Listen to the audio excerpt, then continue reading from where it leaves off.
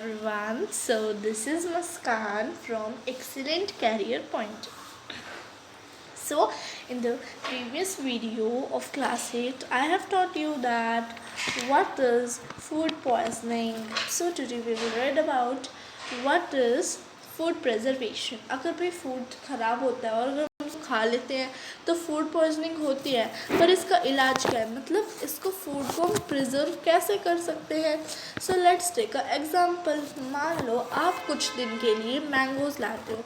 कुछ दिन पहले मान लो मैंने आज मैंगो ख़रीदे और फिर मैं कुछ दिनों बाद मैंगो खाना भूल जाती हूँ. मुझे लगता है कि भाई मैंने लिए ही नहीं है, मैं भूल जाती हूँ खाना.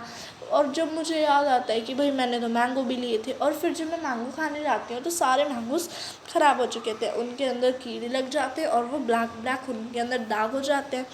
तो फिर मैं सोचती हूँ कि भाई पर दादी जब आम का अचार बनाती है वो तो ख़राब होता ही नहीं, क्योंकि आपकी दादी बहुत सारे फूड प्रिजर्वेटिव्स ऐड करती है. बहुत सारे फार्मूलाज होते हैं, बहुत सारे मैथड्स होते हैं.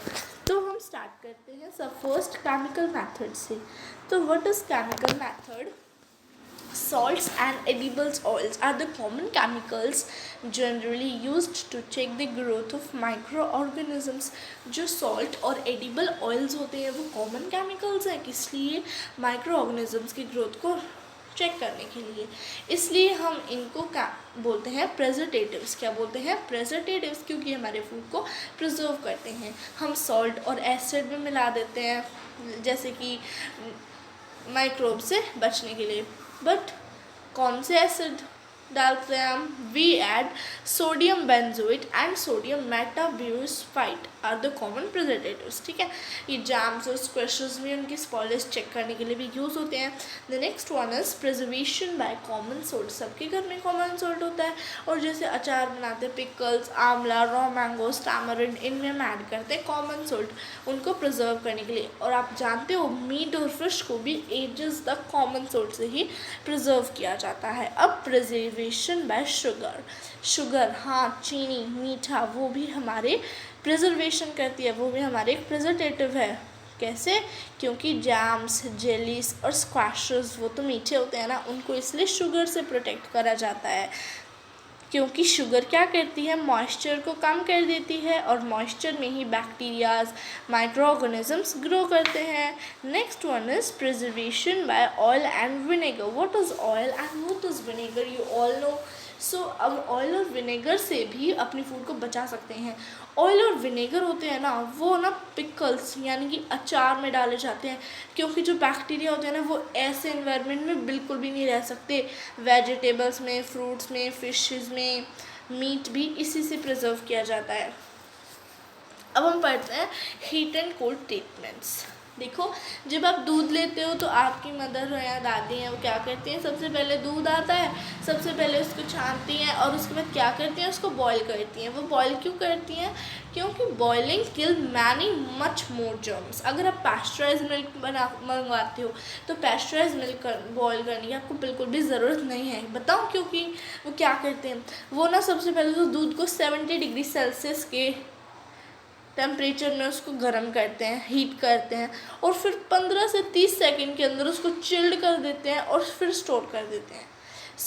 70 degree Celsius 15 to 30 seconds boil करते हैं. कितने टेम्परेचर में? 70 डिग्री सेल्सियस में, और फिर एकदम से चिल्ड और स्टोर्ड. इससे क्या होता है? माइक्रो ऑर्गेनिजम्स की ग्रोथ नहीं हो पाती है पैस्चराइजेशन मिल्क के अंदर. तो इस प्रोसेस का नाम है पैस्चराइजेशन. और पैस्चराइजेशन को किसने डिस्कवर किया था? लुइस पैस्चर ने. Okay, the next one is storage and packing. As you all know, storage and packing. देखो यहाँ पे आप देख सकते हो ये वाला टर्म है स्टोरेज एंड पैकिंग. तो जो स्टोरेज एंड पैकिंग है वो क्या होता है? आपको पता है, स्टोरेज करते हैं, पैकिंग करते हैं. तो आजकल आप फ्रूट्स लाते हो, वेजिटेबल्स लाते हो, तो वो क्या होता है? एक एयर टाइट पैकेट में आते हैं.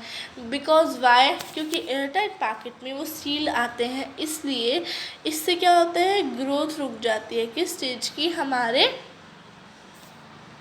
किसकी? बताओ. यस, माइक्रो ऑर्गेनिजम्स की.